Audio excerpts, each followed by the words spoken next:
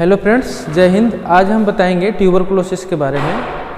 तो हमने पिछले वीडियो में बताया था कि एपिडेमियोलॉजी हमारे जितने भी डिजीज हैं उसके बारे में देखना है, उसके एपिडेमियोलॉजी क्या है। तो उसमें से भी हमारा एक ट्यूबरकुलोसिस है, जो ट्यूबरकुलोसिस एक कम्युनिकेबल डिजीज है। हमने बताया था पिछले वीडियो में कि नॉन कम्युनिकेबल क्या होता है, कम्युनिकेबल क्या होता है।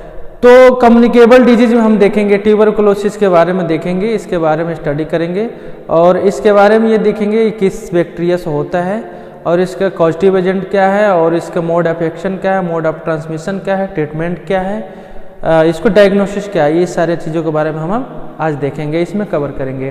तो हमारा सबसे पहले देखेंगे ट्यूबरकुलोसिस। ट्यूबरकुलोसिस क्या है? एक डिजीज है। क्या है? डिजीज है, एक तरह से एक डिजीज है। ये किसके द्वारा होता है? पहली चीज हम देखेंगे, ये कम्युनिकेबल डिजीज है। क्या है? Communicable disease. कम्युनिकेबल डिजीज का मतलब ये होता है कि जो डिजीज यानी जो बीमारी एक पर्सन से दूसरे पर्सन में ट्रांसमिट हो रही है, मतलब जा रहा है, एक व्यक्ति से दूसरे व्यक्ति में वो क्या हो रहा है? ट्रांसमिट हो रहा है, उसे हम क्या बोल देंगे? Communicable disease.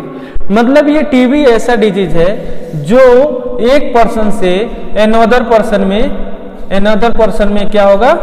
ट्रांसमिट होगा, ये जाएगा। दूसरा, tuberculosis caused by Mycobacterium tuberculosis. जो टीबी होता है, जो ट्यूबरकुलोसिस किसके द्वारा होता है? वो माइकोबैक्टीरियम ट्यूबरकुलोसिस के द्वारा होता है। इसके कॉजेटिव एजेंट है माइकोबैक्टीरियम ट्यूबरकुलोसिस। ये क्या करता है? ये अफेक्ट करता है। ट्यूबरकुलोसिस एक ऐसे डिजीज है जो हमारे ऑर्गन्स को इफेक्ट करता है। कौन कौन से ऑर्गन्स है? Intestine, brain, bones, joints, lymph gland, skin, abdominal, kidney, heart. ये इतने सारे ऑर्गन्स को जो ट्यूबरकुलोसिस होता है वो अफेक्ट करता है। इसमें इंटेस्टाइन, अगर किसी को ट्यूबरकुलोसिस हो जा रहा है, टीबी हो जा रहा है, तो मेनली क्या करेगा? इंटेस्टाइन को भी अफेक्ट करेगा और ब्रेन को भी। अगर ब्रेन को ट्यूबरकुलोसिस जो है टीबी इफेक्ट करता है तो उस कंडीशन में क्या होता है? जो ह्यूमन होता है, जो आदमी होता है, मैन होता है, वो क्या होता है? ये इसके दिमागी रूप से वो उसका संतुलन खराब होने लगता है, उसका बिहेवियरल चेंज हो जाता है। जो बिहेवियर है क्या होता है? चेंज हो जाता है। इसमें क्या होता है? एक मेनिंजाइटिस डिजीज होती है, उस कंडीशन में वो चला जाता है जिसको हम बोलते हैं मेनिंजोकोकियल मेनिंजाइटिस। उसमें क्या होता है? उसको फीवर आने लगता है और ये फीवर उसके दिमाग तक पहुंच जाता है, जिसमें क्या होता है कि हमारे कोई भी डिजीज हमारे बॉडी में प्रवेश करने लगता है। मींस जो हम मेनिंजोकोकियल मेनिंजाइटिस की बात कर रहे हैं, इन द कंडीशन अगर हमारे टीबी के कंडीशन में अगर ब्रेन में वो चीज पहुंच रहा है तो उस कंडीशन में क्या होगा? मेनिंजाइटिस भी होने की संभावना होती है। मैं अभी बताया था कि बिहेवियर क्या होता है? चेंज हो जाता है। अब हम नेक्स्ट वीडियो में आपको बताएंगे, अभी तो हम ट्यूबरकुलोसिस के बारे में पढ़ रहे हैं, नेक्स्ट वीडियो में बताएंगे कि जब मेनिंजाइटिस चेंज हो रहा है किसी व्यक्ति में तो उसमें उसका बिहेवियर कैसे चेंज हो रहा है, या मेनिंजाइटिस हो रहा है तो उसमें क्या क्या उसके सिम्टम्स हैं, हम उसको पूरा एक्सप्लेन करेंगे उसमें। अभी थोड़ा सा ये समझिए कि इसके वजह से जब ब्रेन में हमारा टीबी होता है तो उस कंडीशन में क्या होता है? मेनिंजाइटिस की संभावना ज़्यादा होती है। बोन्स में बोन टीबी भी हो जाता है। ये जो टीबी जो होता है हमारे बोन्स को भी अफेक्ट करता है। उसके बाद से जॉइंट्स, जितने हमारे जॉइंट्स हैं उसको भी क्या करता है? टीबी अफेक्ट करता है। और लिम्फ ग्लैंड में अगर ट्यूबरकुलोसिस हो जाता है तो उस कंडीशन में भी क्या होता है? हमारे लिम्फ ग्लैंड को क्या करता है? वो अफेक्ट करता है। और स्किन में अगर ड्यूरिंग द ट्यूबरकुलोसिस क्या होता है? अगर स्किन में हो गया ट्यूबरकुलोसिस तो उस पर क्या होते हैं? रेसेस आने लगते हैं, रेसेस आने लगते हैं। और एब्डोमिनल, अगर किसी को स्टमक में अगर टीबी हो जा रहा है तो स्टमक में क्या होता है? इन्फेक्शन होने लगता है और स्टमक क्या होता है? स्टमक में पेन होने लगता है। किडनी में भी सेम वही कंडीशन होता है और हार्ट में भी वही होता है। अगर जैसे किसी को टीबी हो रहा है तो किडनी में भी, हार्ट में भी, स्टमक में भी पेन और सारी प्रॉब्लम क्रिएट कर देगा। तो टीबी से हमारे कितने प्रॉब्लम क्रिएट हो रहे हैं? पहले तो हमारे क्या कर रहा है, वाइटल ऑर्गन को इफेक्ट कर रहा है। वाइटल ऑर्गन में हमारा क्या आ गया, ब्रेन आ गया, स्टमक आ गया, बोन आ गया, इंटेस्टाइन आ गया, हार्ट आ गया, किडनी आ गया, एब्डोमेन आ गया। ये सारे वाइटल ऑर्गन को क्या कर रहा है, इफेक्ट कर रहा है। अब जो हमारे ट्यूबरकुलोसिस का स्टेज क्या है, ट्यूबरकुलोसिस का हमारा स्टेज 3 स्टेज है। अच्छा, सबसे पहले हम बता दें कि जो ट्यूबरकुलोसिस होता है वो कहाँ पे होता है। जैसे ये माइकोबैक्टीरियम ट्यूबरकुलोसिस है, ये माइकोबैक्टीरियम ट्यूबरकुलोसिस हमारे इस लंग्स में कहाँ इफेक्ट करते हैं। पहली बात हम बता दें, ये हमारे लंग्स का एक डायग्राम है। ये हमारे लंग्स का क्या है, डायग्राम है। इसमें ये क्या है, राइट लंग्स है, ये है हमारा लेफ्ट लंग्स। इसमें क्या होते हैं, ये क्या है, ट्रेकिया है। क्या है, ये ट्रेकिया है। और ये क्या है, ये जितने भी हैं ये हमारे ब्रोंकियोल्स हैं। और ये क्या है, ये दोनों ब्रोंकाई है, ये ब्रोंकाई है। अब क्या है, इसमें जो हमारे हैं, जो ट्यूबरकुलोसिस होता है वो कहां पे होता है, जो ट्यूबरकुलोसिस पल्मोनरी एल्वियोलाई में होता है। मतलब ये क्या होता है, जो हमारे यहाँ पे ब्रोंकियोल्स होते हैं, ब्रोंकियोल्स में क्या होता है, ये एल्वियोल्स होते हैं। एल्वियोल्स में क्या होते हैं, इसके अंदर हमारे होते हैं माइक्रोफेजेज। माइक्रोफेजेज किसके बनते हैं, फाइबर सेल के बने होते हैं। अब इसमें क्या होता है, जो माइक्रोफेजेज है ये फाइबर्स के बने होते हैं। और ये कहां पे होता है, लंग्स के एल्वियोलाई में। तो जो हमारा ट्यूबरकुलोसिस माइकोबैक्टीरियम का क्या है, शेप है, ये कैसा होता है, रॉड शेप होता है। कैसा होता है, ये रोल शेप होता है, रोल शेप होता है।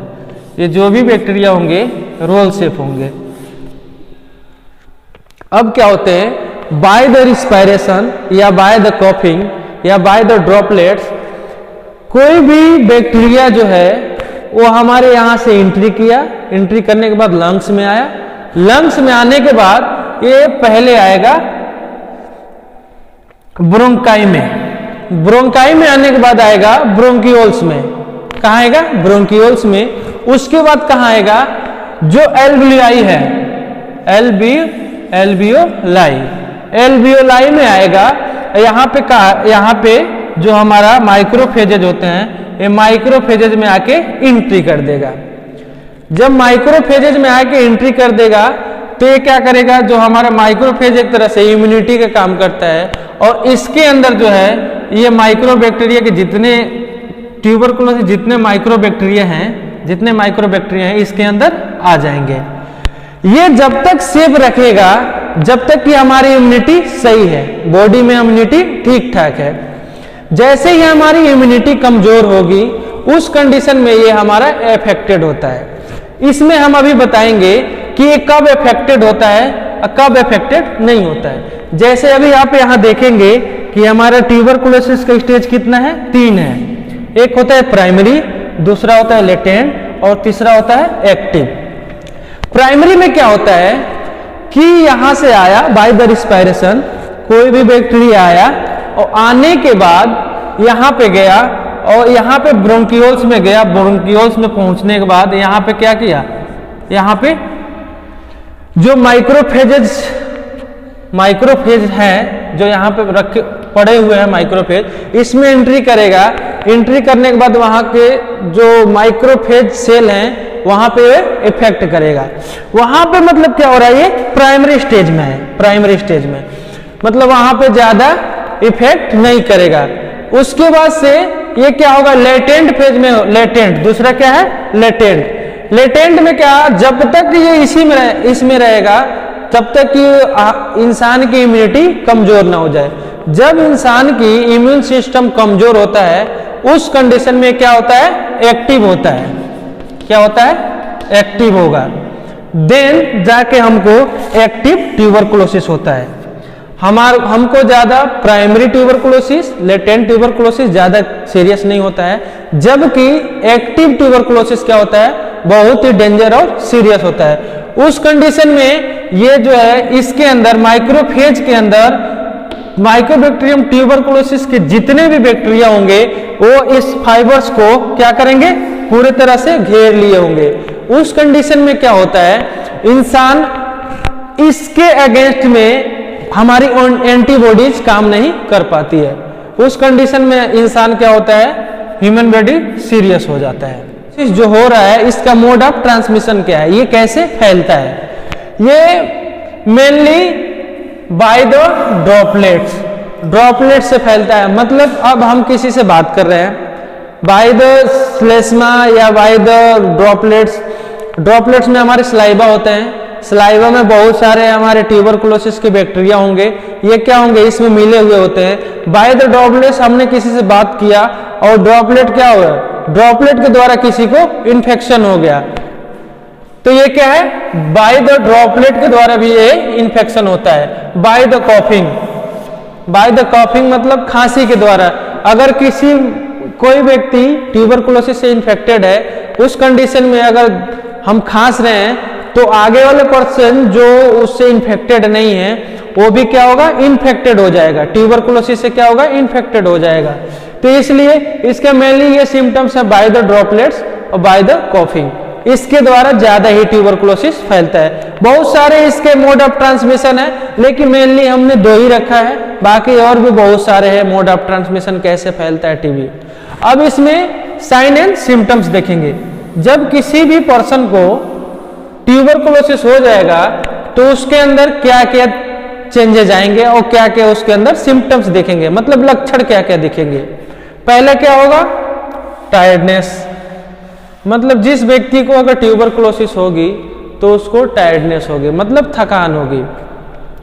दूसरा होगा कॉफिंग या कॉफिंग इन ब्लीडिंग, मतलब खांसी होगी उसको कितने दिन तक, 7 डेज तक या 4 वीक तक, कितने दिन तक, 4 वीक तक उसको खांसी होगी।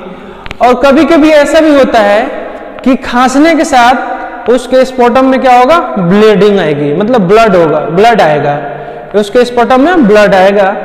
उसके बाद से लॉस ऑफ एपेटाइट का मतलब ये होता है कि भूख न लगना, मतलब क्या होता है, भूख नहीं लगती है। जब भूख नहीं लगेगी तो धीरे धीरे इम्यून सिस्टम कमजोर होगा, कमजोर होने के साथ साथ क्या होगा, हमारी थकान होने लगेगी, बॉडी हम अपने आप को थकने लगेगी। अब क्या है, चौथा है एनीमिया। जब हमको भूख नहीं लग रही है और टायर्डनेस हो रही है, उसके बाद क्या होगा, जब हमको भूख ही नहीं लगेगी, हमारे बॉडी में प्रॉपर न्यूट्रिशन ही नहीं जाएगा, तो क्या होगा, एनीमिया होगा। एनीमिया मतलब क्या होगा, ब्लड की कमी होने लगेगी हमारे बॉडी में। अब चौथा क्या है, पांचवा इवनिंग राइजिंग टेम्परेचर। क्या होगा, शाम के टाइम पे, रात जैसे ही होगा शाम के टाइम पे क्या होगा, टेम्परेचर बढ़ जाएगा। मतलब टेम्परेचर बढ़ने का मतलब क्या होगा, फीवर आ जाएगा, हल्का फीवर। एक चीज ध्यान रखिए, टीबी के कंडीशन में कभी भी हल्का फीवर ही आता है। स्टार्टिंग में क्या होता है, हल्का फीवर ही आता है, उसको इंसान समझ नहीं पाता है, अरे चलो जाने तो इग्नोर करता है। बट स्टार्टिंग टाइम में क्या होता है, 1 से 2 वीक ये क्या होता है, हल्का फीवर ही आता है। उसके बाद से क्या होता है, स्वीटिंग ड्यूरिंग द स्लीपिंग। जब टीबी के जिसको टीबी हुआ रहता है, जब वो पेशेंट सोता है तो उसको क्या होगा, सोने के टाइम पे पसीना आएगा, बहुत पसीना आएगा। उसके बाद से कफ लंग टाइम, क्या होगा, खांसी जो होगी वो कितने समय के लिए होगा, लंबे टाइम तक के लिए होगा। जैसे कितने 4 सप्ताह से ज्यादा हो रहा है या फिर 1 महीना, 2 महीना, 1.5 महीना, 3 महीना, इस तरह से क्या होगा, खांसी उसको आती रहेगी। इन्वेस्टिगेशन क्या क्या होता है, इसमें टेस्ट या डायग्नोसिस कौन कौन से होते हैं। इन्वेस्टिगेशन में पहले क्या करते हैं, उस स्पुटम इन्वेस्टिगेट करते हैं। स्पुटम इन्वेस्टिगेट मतलब क्या है, बलगम टेस्ट करते हैं। बलगम टेस्ट मतलब क्या है कि हम किसी भी व्यक्ति को अगर ये पता करना चाह रहे हैं कि उसको ट्यूबरकुलोसिस हुआ है कि नहीं, तो उसके लिए हम क्या करेंगे, स्पुटम जांच कराएंगे, बलगम जांच कराएंगे। बलगम जांच कराएंगे तो उसमें क्या होगा, ट्यूबरकुलोसिस, माइकोबैक्टीरियम ट्यूबरकुलोसिस का जो बैक्टीरिया होगा वो पॉजिटिव दिखाएगा। उस कंडीशन में हम जानेंगे कि ये क्या है, ट्यूबरकुलोसिस ही है। और इससे अगर नहीं पता चलता है तो हम क्या करते हैं, चेस्ट एक्सरे कराते हैं। कई बार ये होता है कि चेस्ट एक्सरे और ये स्पुटम टेस्ट दोनों एक ही साथ कराते हैं ताकि आइडेंटिफाई हो जाए कि ये ट्यूबरकुलोसिस ही है। ठीक है, अब इसमें प्रिवेंशन और कंट्रोल में क्या क्या है, कैसे हम ट्यूबरकुलोसिस को प्रिवेंट कर सकते हैं, कंट्रोल कर सकते हैं। तो प्रिवेंशन एंड कंट्रोल में क्या है, रोकथाम में क्या है, इसका क्या है, एनटीपी नेशनल ट्यूबरकुलोसिस प्रोग्राम चलाया जाता है। नेशनल ट्यूबरकुलोसिस प्रोग्राम मतलब क्या है, एक नेशनल लेवल पे प्रोग्राम चलाया जाता है। जैसे अभी जब स्टार्टिंग में ट्यूबरकुलोसिस आया था तो उस कंडीशन में क्या हो रहा था कि अमिताभ बच्चन इसका प्रचार कर रहे थे कि अगर टीबी हो रही है तो तुरंत जाके कहीं पास के जिला अस्पताल में जांच कराएं अपना। अगर 1 महीने से ज़्यादा या 21 दिन से ज़्यादा किसी को खांसी आ रही है, फीवर आ रही है, तो जाके नज़दीकी जिला सामुदायिक स्वास्थ्य केंद्र में या जिला चिकित्सालय में जाके अपना क्या करें, टेस्ट कराएं या फिर अपने आप को डॉक्टर से दिखाएं। तो ऐसे ही क्या है, एक नेशनल लेवल पे क्या है, ये पॉलिसी चलाई गई। नेशनल लेवल पे क्या हुआ, प्रोग्राम चलाया गया। तो इसी को हम बोल देंगे एनटीपी, नेशनल ट्यूबरकुलोसिस प्रोग्राम, जिसमें लोगों को अवेयर कराया जाता है कि अगर लंबे टाइम तक खांसी आ रही हो, फीवर आ रही हो, फटीग हो रहा है या ब्लड इन स्पुटम, अगर स्पुटम में ब्लड आ रहा है तो उस कंडीशन में हमें क्या करना है, डॉक्टर से दिखाना है। दूसरा है डीटीपी। डीटीपी मतलब क्या हो, डिस्ट्रिक्ट ट्यूबरकुलोसिस प्रोग्राम। मतलब डिस्ट्रिक्ट लेवल पे क्या होता है, ट्यूबरकुलोसिस प्रोग्राम चलता है, जिसमें क्या होता है, एक डिस्ट्रिक्ट लेवल पे कैंप लगते हैं। इसमें क्या हो सकता है, तो इसलिए एक डिस्ट्रिक्ट लेवल पे भी प्रोग्राम चलाया गया। अब इसको कंट्रोल करने के लिए क्या किया गया, बीसीजी का टीका लगाया गया। मतलब जब स्टार्टिंग में ट्यूबरकुलोसिस आया था तो बहुत ही ज्यादा स्प्रेड हो गया था, जिससे बहुत लोग ऐसे एक्सपायर भी हो चुके थे। उसके बाद धीरे धीरे क्या हुआ, बीसीजी का वैक्सीन लगने लगा।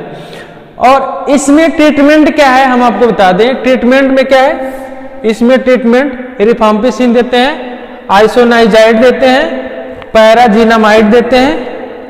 इसके अलावा हम बता, अगर टीबी किसी को हुआ है, ट्यूबरकुलोसिस किसी को हुआ है, तो कम से कम 6 मंथ तक ये जो है डोज को चलाना पड़ेगा। जो भी पेशेंट टीबी से सफर कर रहा है उसको कम से कम 6 मंथ तक अगर टीबी की जो मेडिसिन है ये रेगुलर चलाएगा, तब जाके उसको कंट्रोल होगा या ठीक हो पाएगा। अगर इन केस ये क्या करता है, अगर दवाई छोड़ देता है, अगर 1 महीने में इसको रिलीफ मिल गया, 1.5 महीने में रिलीफ मिल गया, अगर ये दवाई छोड़ दिया तो उस कंडीशन में क्या होता है, बॉडी की रेजिस्टेंस पावर क्या होती है, बढ़ जाती है। बॉडी की रेजिस्टेंस ये क्या होती है, बढ़ जाती है, जिसके वजह से अगर फिर इन फ्यूचर में उसको टीबी होती है तो उसको रिकवरी करना बहुत ही मुश्किल होता है। इस कंडीशन में क्या होता है कि बॉडी की जो टॉलरेशन पावर होती है ये क्या होता है, बढ़ जाता है, इंक्रीज हो जाता है। जैसे मैं आपको एक एग्जांपल देके बताऊं कि जो इंसान अगर ड्रिंक कर रहा है, तो एक लेवल तक उसकी बॉडी की रेजिस्टेंसी बन जाती है। जैसे अगर वो 1 पैग मारे, 2 पैग मारे तो उसको क्या होता है, उतने लिमिट तक उसको लग के नशा कोई फर्क नहीं पड़ता है। लेकिन अगर वो 2 पैग से ज्यादा मारेगा, तब जाकर 2 पैग से ज्यादा लेगा तो क्या होगा, उसको नशा लगेगा। वैसे क्या होती है कि जब इस बॉडी की क्या होगा, रेजिस्टेंसी बढ़ जाएगी, उस कंडीशन में क्या होगा, ये मेडिसिन काम नहीं करेगा। जब मेडिसिन काम नहीं करेगा तो इसके लिए हायर डोज की जरूरत होती है।